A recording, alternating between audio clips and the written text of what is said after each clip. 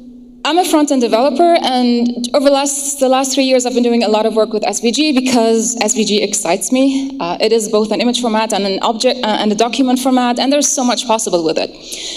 I'm not a designer, but I wish I were. Particularly, I'm not really, well, I do like web design, but the kind of design that excites me the most is print design. So as a kid, I always used to grab magazines and browse them. I still do that today with digital magazines. I rarely ever read the text in them. I just like looking at them. I love the layout, I love the imagery, I love the effects included in it. So when I started with the web, I wished I could do on the web, or actually I expected to be able to recreate certain print designs on the web, but it wasn't really that possible before. But the gap between what's possible in print design and editors such as Photoshop and what's possible on the web has been getting a lot smaller over the last few years. In fact, this gap has always been very small. It's just taken us an awful lot of time and years to realize it and to pay attention to the parts of the web that do make that gap small. Now, when it comes to CSS, over the last few years, mostly 3 or 4 years, it's been getting a lot of features that make this gap smaller. It started with CSS shapes, which allow you to create content that wraps around and inside irregular shapes. You can imagine I got extremely excited when I saw this back then. I was even one of the first people to write these articles on them.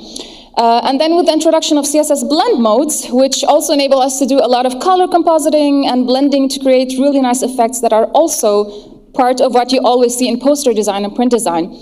And then there's CSS filters that enable us to do more image editing right in the comfort of our code editors. There are 11 filter effects possible that do a range of effects from blurring to changing color to contrast and saturation and all of that. And one particularly interesting function is the URL function, which enable us to import even more complex functions and new functions into CSS from SVG. Now, it's true that CSS has made this gap smaller over the last few years, but SVG has always had a lot of features that have been around for a very long time. In fact, these CSS filters and most of what's possible in CSS when it comes to graphic design has been imported from SVG. The CSS versions here are fairly optimized versions of filters that are currently available in SVG and that are even more capable. For example, it is currently possible to blur an image using the CSS blur function, okay? In the image above, I'm blurring it using 6 pixels, so the blur is applied uniformly over the entire image, both in the horizontal and the vertical direction. But this function is merely a simplified and very limited shorthand for the blur function that is available in SVG. So SVG allows you to blur an image either uniformly, just like you do with CSS, or if you provide two numerical values, you can blur the image on the x-axis and the y-axis separately, differently, or at the same time. So you can imagine you can use this effect, for example, with the horizontal blurring, you can create a motion blur effect if you combine it with other filters as well. Now, I know that for me, I did it too. So at some point, I did wonder, why would I want to use these effects on the web? Why don't I just create an image and, just embed it on the website, right? It's just one image, you create it and then you embed it. Well, the first problem is, if you're building responsive websites, then you're not just dealing with one image, if you think about it, because you have multiple resolutions, we have picture and sources and other resources that enable us to embed different image resolutions for different screen sizes, and we have to do that. And if you want to change anything about your effect, you have to jump back into Photoshop or whatever editor you use to create it, and then you have to edit it, and then you have to edit all of the versions of that image, and then you have to re-embed them. Now, in addition to that, there are other reasons. Now, the ability to apply filter effects on the web helps us maintain the semantic structure of the document. Instead of resorting to images, which aside from being fixed resolution most of the times, they tend to obscure the original semantics of the elements that they replace. And this is particularly important when it comes to text. If you want text that has a specific filter or effect applied to it, and you create it as an image and then you embed it, you lose the semantics of that text. It's no longer searchable, not selectable, it's not accessible anymore. And that is not right. So the content semantics are preserved. This is the most important point, personally for me. The content is editable and dynamic. So if you want to change that text, you can do that in the comfort of your code editor. You don't have to jump into the graphics editor, change it, and then re-embed it. It's easier and faster to tweak the change either the content or the effect itself. If you're applying it with code, you can change it. Again, you don't have to resort to the design editor anymore. And the effects are animatable. So if you create an effect as an image and then you embed that, you can't animate it. Even if you have multiple versions of that image and then you're animating between those images, it's not really a transition anymore. It doesn't look good. For example, with CSS filters, you can create an effect that is as simple as this one here, which it just fades an image in and out, and you can change anything about it. You can play with the contrast, with the colors, and you can do that using just a few lines of CSS. And using filters on the web can also be a really nice addition for progressive performance. So Una Kravitz has this really nice technique, it's called contrast swap, where you create an image in Photoshop and then you reduce the colors in that image, and then you embed it on the website, and then you re-increase the colors or you edit the colors using CSS filters. So the image that you're embedding is a much smaller size than the original image, which would contain all of the colors. So you have a smaller image, you are embedding a smaller image, it's better for performance, and then you get the benefits or you reapply those effects on the web using CSS. Now, there's a lot of controversy around that issue, like if you want to download the image, it's going to be downloaded without the filter effects and stuff like that, but it's still a really nice effect if you want to do it. Now, filter effects in SVG are defined using filter elements, a filter element. Filter elements are never rendered directly. Their only usage is as something that you can create and then you reference and apply later on certain elements. It could be images, it could be text, it could be anything.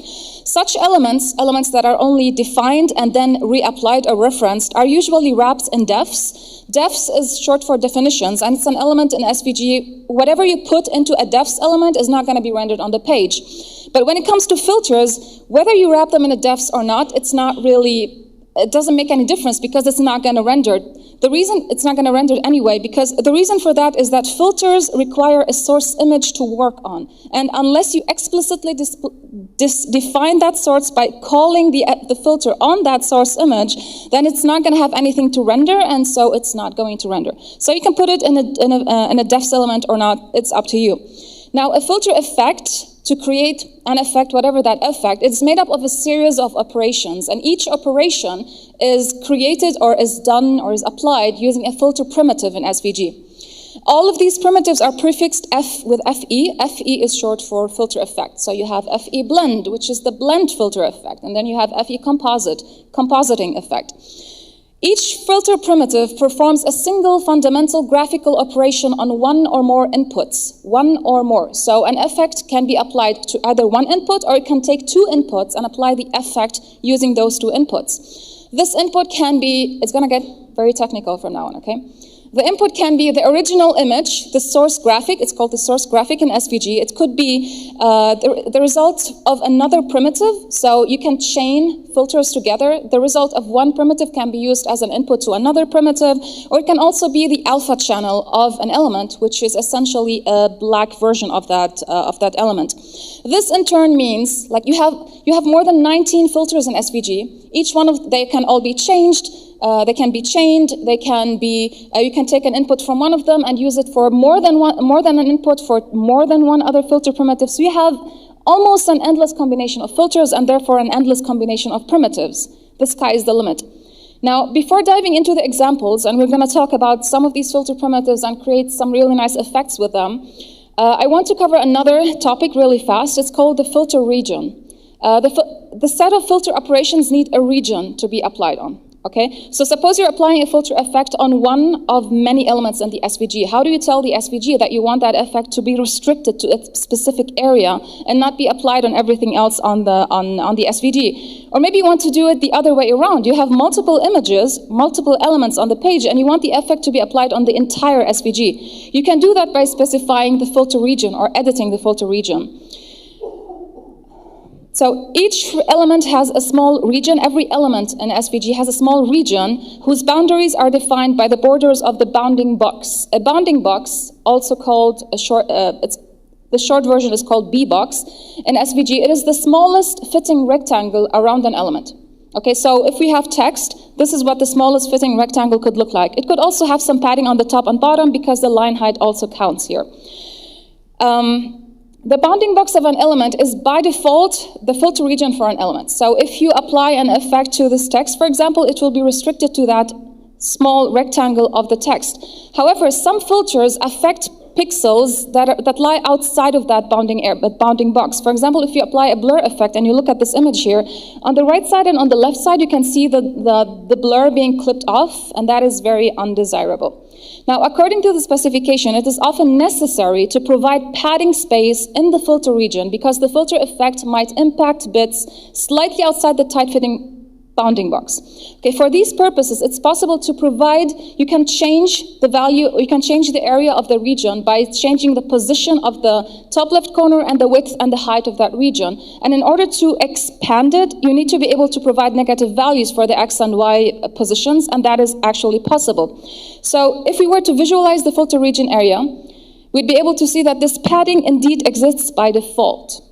So it is, the filter region is the bounding box, but if you look at it, if you really visualize it in real life, it's not really just the bounding box, it is a little bit more than that. Now, first of all, I want to talk about how I visualized it. So I'm using a filter here, and we have the FE, the filter effect, it's called the flood filter effect. What the flood does is it literally floods the filter region with color. It just floods it. The color is going to cover everything in the filter region. But when it does that, it's going to cover everything behind it, so the text will no longer be visible. So in order to put the text back, I'm going to be using these filters in the rest of the examples as well, and that's why I'm covering them right now. So in order to re-put the text on top of the image, you can merge both the flood color and the source graphic using the merge filter function. Each merge element has children elements. Each one of them is called merge node. These are essentially just layers. So the first one takes in the flood color and the second one takes in the source graphic, and it puts them on top of each other. The ones that come later are the ones that are on top. So we have flood and then source graphic, so source graphic is going to be on top. Each layer, okay, is called an merge node. But you need to keep in mind, you need to keep something in mind here. The units that you use to change the origin and the size of the filter region can be in percentages, or they can also be in pixels. If you set them in percentages, they're going to be relative to the bounding box of the element. Okay, so if you want to move to extend it, you would use -5%, not positive here, and then you could extend it to 120% in width.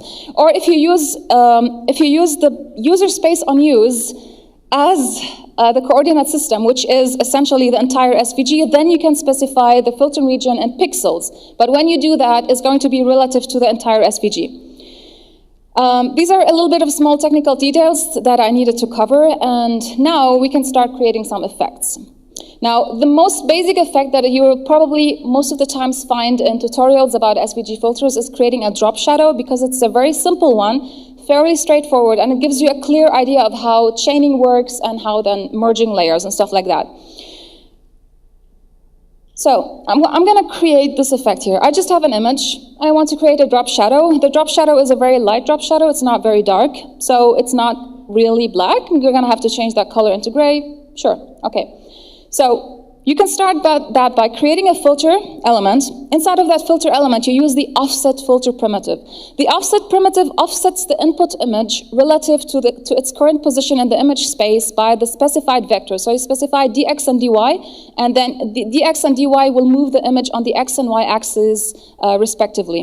This offset filter is most important in effects like these, like creating drop shadows, and this is why we're using it here now. And then the second one is the Gaussian blur effect. So the Gaussian blur effect takes a standard deviation, which specifies the amount of blur that you want to use.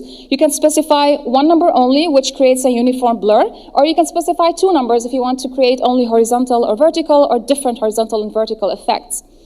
The N that we're using in the offset, we're taking the source alpha and then we're moving that. Source alpha, well, if you have a JPEG image, then the alpha channel of that image is always going to be 1 because it's fully opaque. And so the source alpha, the alpha channel is going to be a fully black rectangle, which is the same size as the image. And this is what we have here. So we get the black rectangle, we offset it, and then we blur it using Gaussian blur. Next, you flood. You want to color. You want to apply a color to that shadow, right? You don't want it to be completely black anymore. So you can use a flood, FE flood. We're flooding the area with a very light gray color, hashtag BBB, and which is going to give us the color result. And then you use the composite function. Now, compositing is the combining of a graphic element with its backdrop. Okay, a backdrop is the content behind the element, and what the element is going to be composited with. Using different compositing operations, there are 16 different ones, you can specify which parts of the source and the backdrop are going to be visible. So you would have something like this. If you have two elements, one of them is blue and one of them is yellow, and they overlap in certain areas, different composite operations are going to tell the browser which parts of that you want them to be visible. So in our case here, the flood color is on top, so it is the source, and the backdrop, the shadow is the backdrop, which is the destination. And we only want to show the part which is the backdrop itself, which is the shadow. So we use source in this case. If we do that, we're going to end up with only showing the parts where the flood color and the shadow intersect, which happens to be the shadow, and it's going to be the color gray, which is the flood color. So essentially, we're literally coloring the flood shadow, coloring the drop shadow with the flood. It's confusing.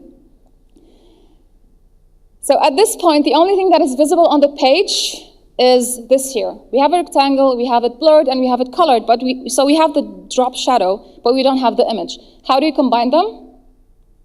Using merge. So you get the shadow, you put that in a merge node, and then you put the source graphic on top, and you end up with this very small effect. So offset the source alpha, use that for input for the Gaussian blur. The Gaussian blur is going to blur it, and then you flood the area with color, and then you composite that color with the shadow. You have a colored shadow, and then you merge that shadow that you created with the source alpha, and that's how we create a simple drop shadow. Another simple primitive that I personally really like is the FE morphology. Morphology, to morph an element, means to transform the shape or the form of that element.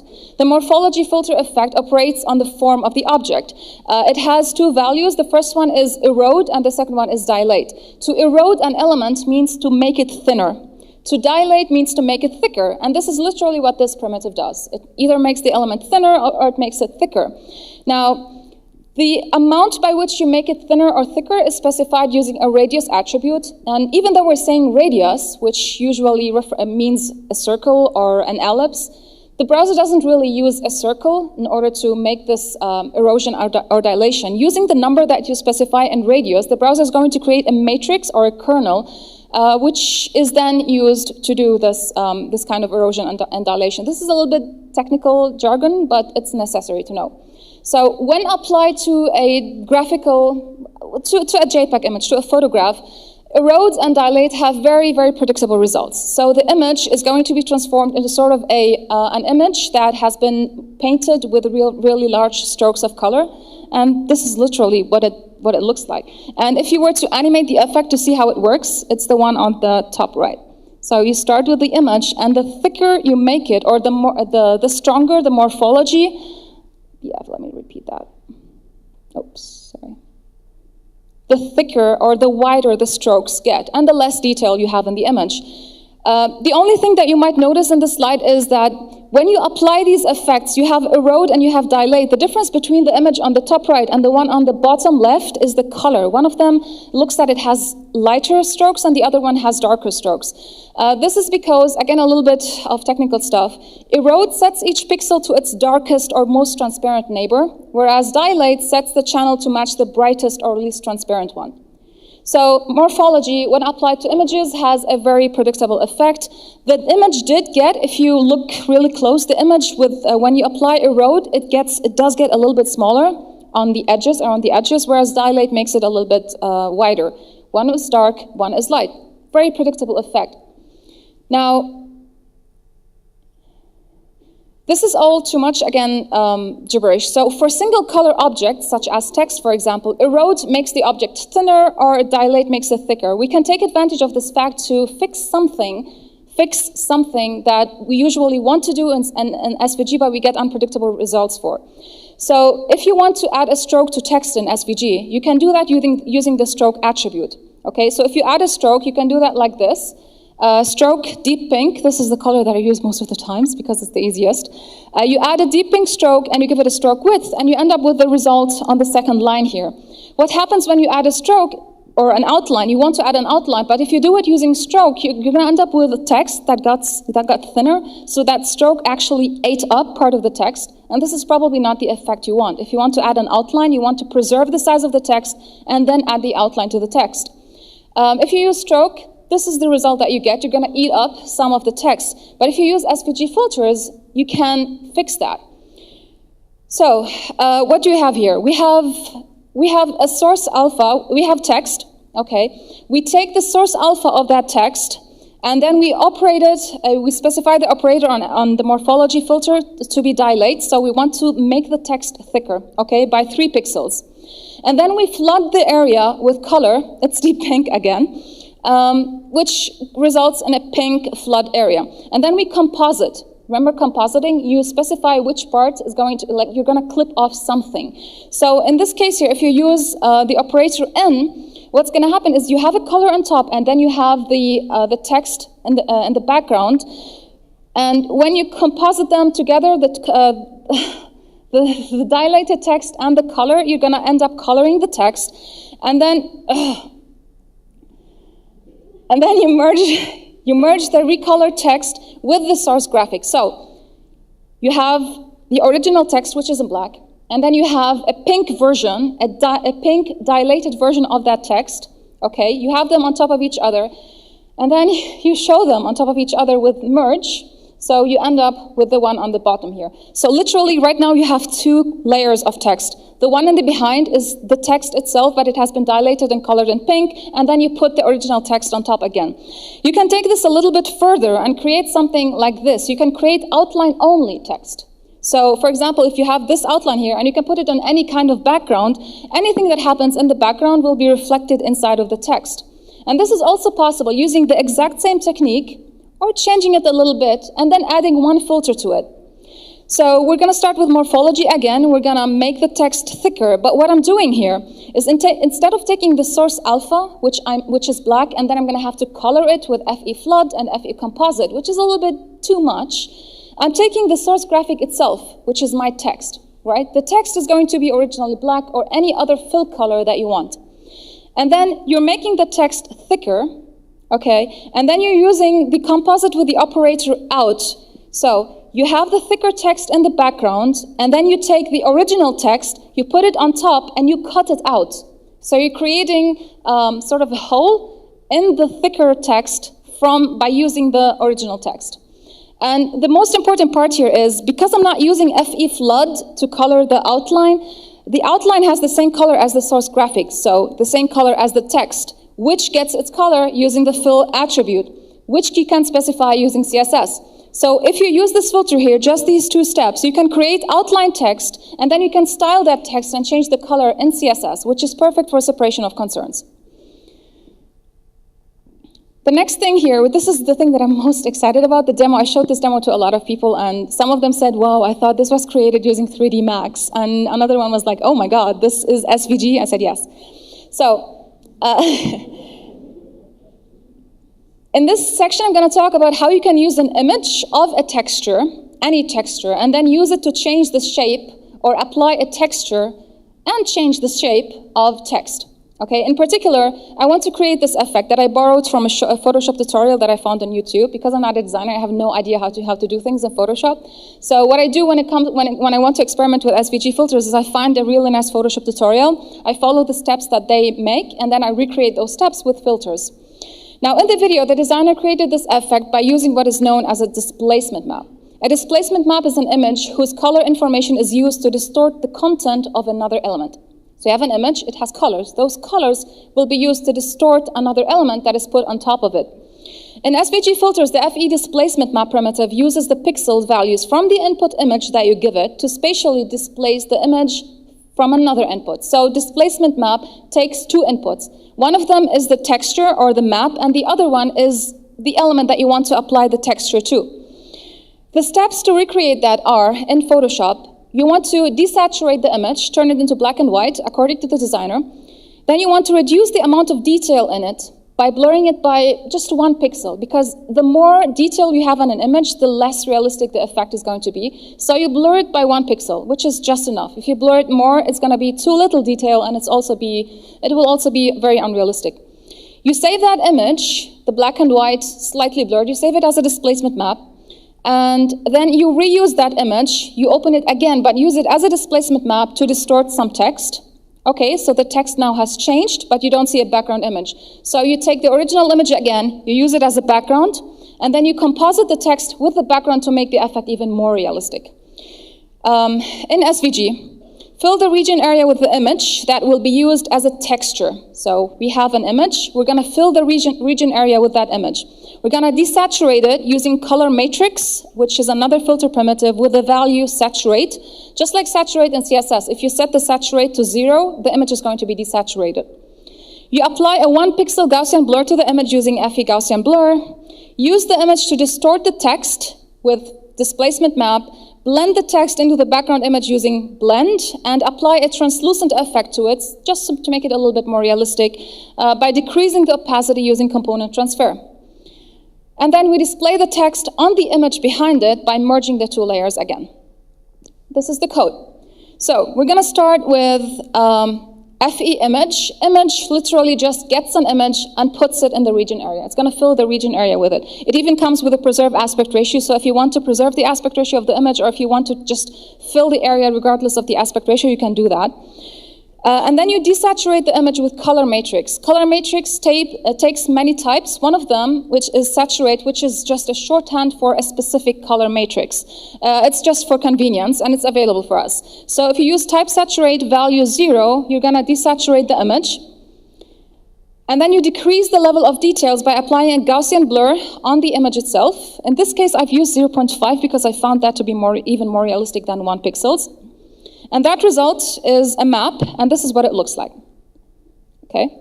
Then you use that map as a displacement map to displace the text, which is our source graphic. So the displacement map takes in a source graphic, and then it takes the N2, it's called, you can only have N and N2, no N3, no N4. And the N2 is the map. So the map here is going to be used to displace the text in N. The scale is 15. The scale allows you to specify the amount or the scale by which you want the effect to be applied. The larger the scale, the more dramatic the effect is going to be. The channel selectors only, you're essentially telling the browser which colors you want to use to apply the distortion. And then there is a result, which is textured text. And then using the color matrix on that textured text, you can reduce the opacity. So a color matrix is a matrix for RGBA plus an offset at the end. That's why you have 5 columns. And then 4 rows for RGBA. So the 0.9 there, that's where the opacity is. It's initially 1 in the identity matrix, and I just turned it into 0.9.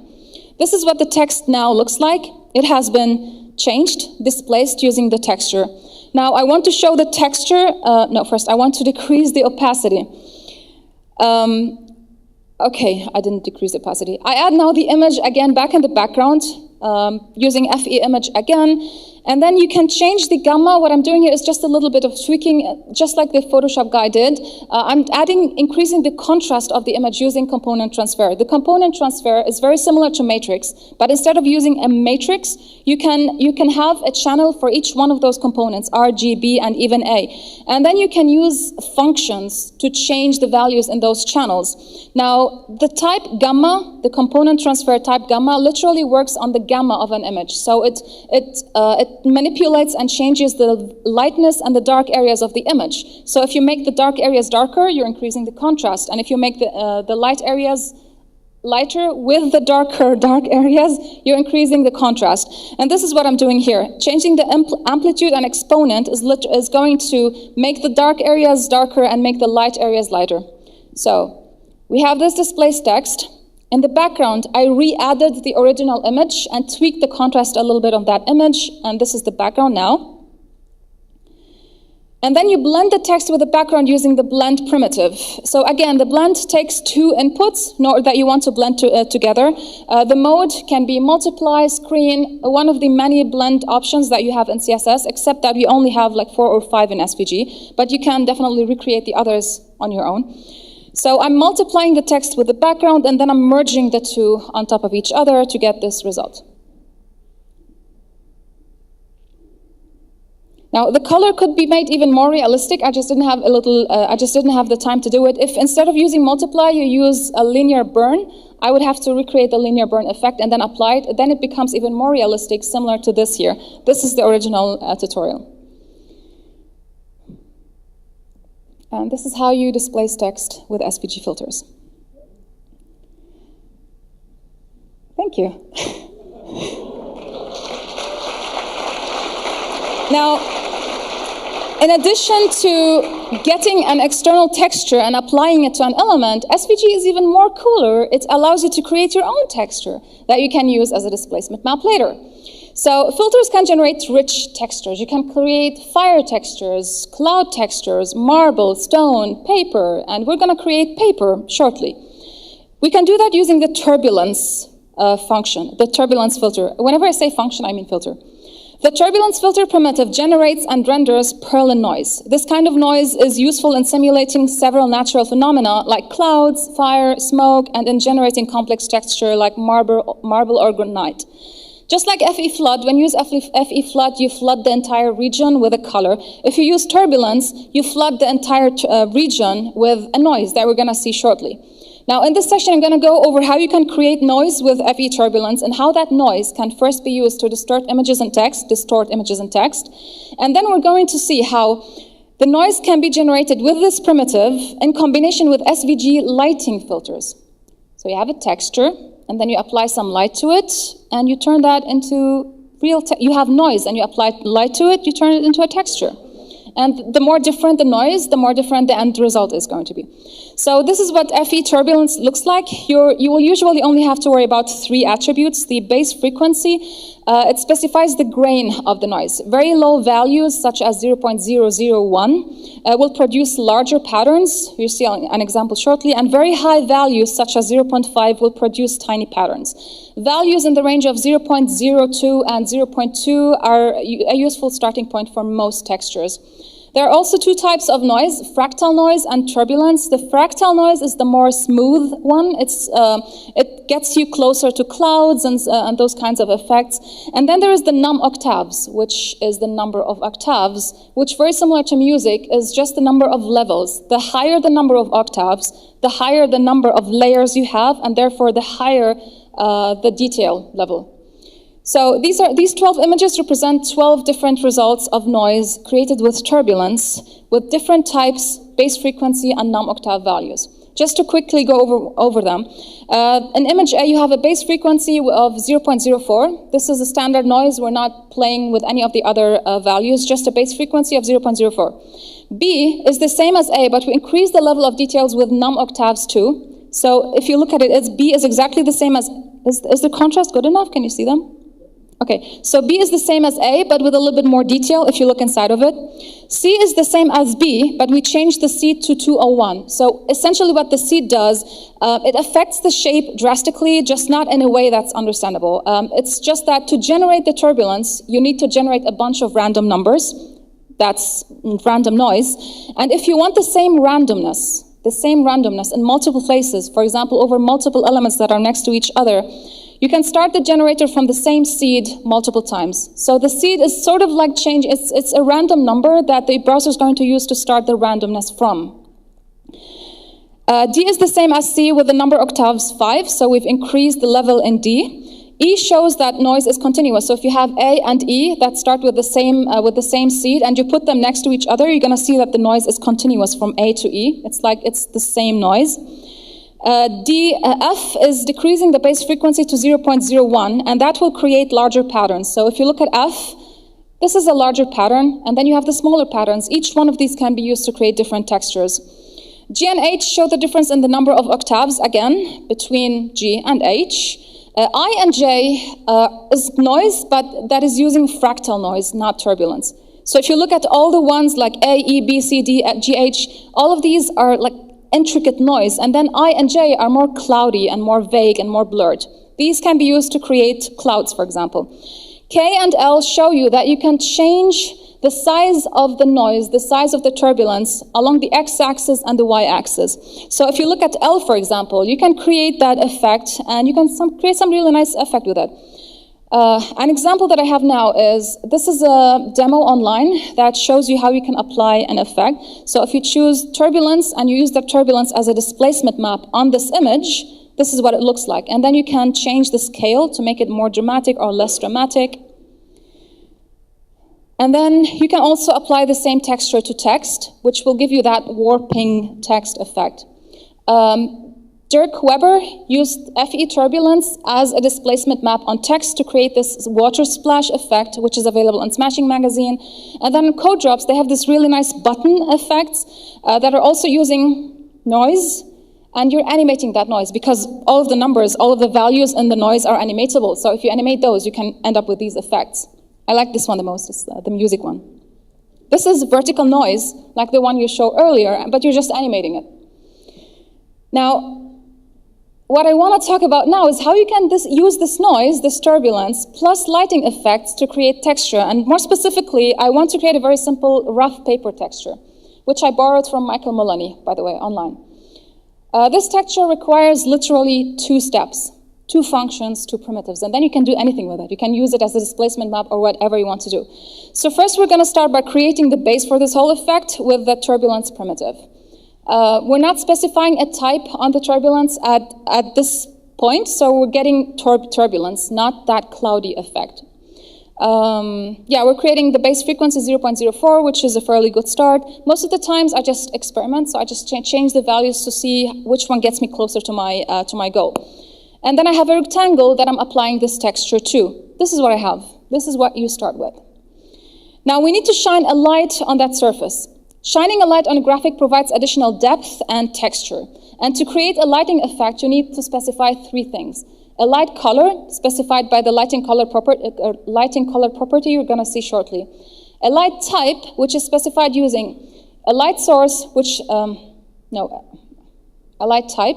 So you can, there is diffuse lighting and there is specular lighting in SVG. The diffuse lighting indicates indirect light from an outside source and is best used for sunlight effects. Something to simulate sun, you use diffuse lighting. If you want something to simulate more of a lamp or a room a light inside of a room, you use specular lighting, which specifies secondary light that bounced from reflective surfaces. Both these primitives shine light on an object or image by using the alpha channel of that image as a bump map. Transparent values remain flat, while opaque values rise to form peaks. So if you have, let me rephrase that. A light source filter uses an input's alpha channel to provide depth information. You have an alpha channel, you take the alpha values of that channel, and then you use those as a bump map for the light. So how does the light know that this part of it is high and the other one is low? How do you create shadows and hills? It uses the alpha channel to do that. The more transparent, the lower and flatter it is, the more opaque, the higher it is. Because FE turbulence generates an alpha channel full of noisy values. So red, green, blue are noisy and random, so is alpha. It comes with a lot of different alpha values. It produces a nice variable Z terrain that creates highlights when we shine our light on it. Now there are two types of light and there are 2 sources of light. To create a light source, you nest the light source inside of the light type. So you have type, source inside of it, and then you finally specify the lighting color. So to light the noise we generated earlier, we will apply a white diffuse lighting, which is the sunlight, emanating from a distant light source. And this is what the code looks like. Both of these primitives accept an attribute called surface scale, which is the z-index multiplier. So if you increase the scale, the z-index is going to be higher and you're going to get more steeper visual slopes in your texture. Then you have azimuth and, where is it? Azimuth and elevation on the light source. As you can see in this graphic here from the specification, azimuth and elevation, both of them specify where the light source is coming from, essentially. And you also need to play with that because the closer you make it to the texture, the different the effect and the lighting is going to be. So we have here turbulence, and then we have a lighting applied to that turbulence. This is what we get. There is too much sharp edges here, so we need to smooth the noise out. We can do that by using fractal noise to start with instead of using turbulence. Switching the type to fractal noise gives us a better base, which is this. It is smoother, a little bit more like water in this case. It's not really rough paper. Rough paper has more detail, so we need to increase the detail, and we can do that by increasing the number of octaves. 5 octaves is usually the highest you will need for most of your effects. If you have 6 and more, the effect is not very visible. If you have a very sharp eye, you can notice a little bit of difference. I do, but most of the times it's not really that big of a difference.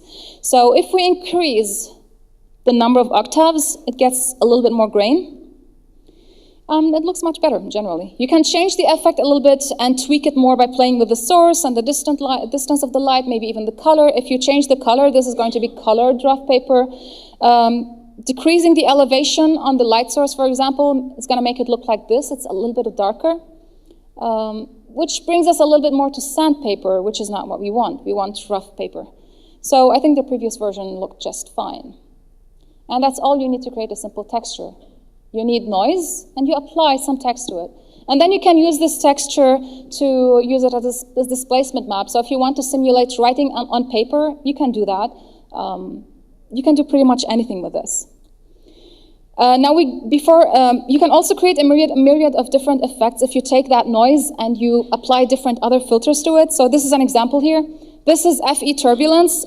Some of them might look like more closer to bokeh effect. Others like fireworks or something. What we're doing here, and the ones on top, we're blurring. We're changing the colors using color matrix, and then on the ones at the bottom, we're changing the sharpness by using convolve matrix. That filter primitive, I'm not going to talk about that because that one requires an entire hour, and it's the most complex of all filters because it allows you to create your own filters, a filter to create filters. So you can do a lot of things if you have noise. If you delete colors, you're going to end up with a different texture. You can do anything, essentially. The sky's the limit. Now, before we end this talk, I want to give a short overview of 2 primitives that are also the most used that enable you to manipulate the colors of images. So we talked about thinning and thickening of text or of images. We talked about blending, compositing, turbulence, textures, displacement maps. There's a lot more. But I want to cover image color manipulation, just like the ones you can find in CSS. So more specifically, I want to cover poster effects, something that would create a poster version of whatever you have. Unlike Chris Heilman, I do draw a little bit. So the image on the left, I drew that using pastels, and then I turned that digitally into a poster version. So you have the real pastel with all of the color gradients, and then on the right side, you turn that into a poster effect. Now, this effect can be created using discrete component transfer function. Okay, I'm going to go over that shortly. But when you use this function here, it's called component transfer. Again, RGB, a lot of control. You can use different functions. We used the gamma function earlier to control contrast and brightness. And then you have the discrete function. The discrete function has a different attribute, which is called table values. It reduces the number of colors in an image and shows more sudden color changes, which look more like the image is made up of color bands or color clusters. So again, if you look at this, instead of having a gradient of every single color, every color, you have less colors. The browser does this by doing some sort of mapping. So if you have, for example, table values set to 0, 0.51, you can have as many values as you want. The more values you give, the more ranges you have. And the browser is going to map the color to these ranges. So if you have a red color, for example, between the range 0 and 0.33, the browser is going to map it to just 0. So all of the shades between 0 and 0.3 will just be one shade, less color. 0.3, 0.66 will be mapped to your 0.5. So you only have 3 shades of red. You're decreasing the number of colors and therefore getting that poster effect. And this is what you get here. So all I did is I used discrete, I used 3 different colors, and then the browser is going to take the whole shades of red and green and blue, and it's going to map the shades into the ranges I specify here.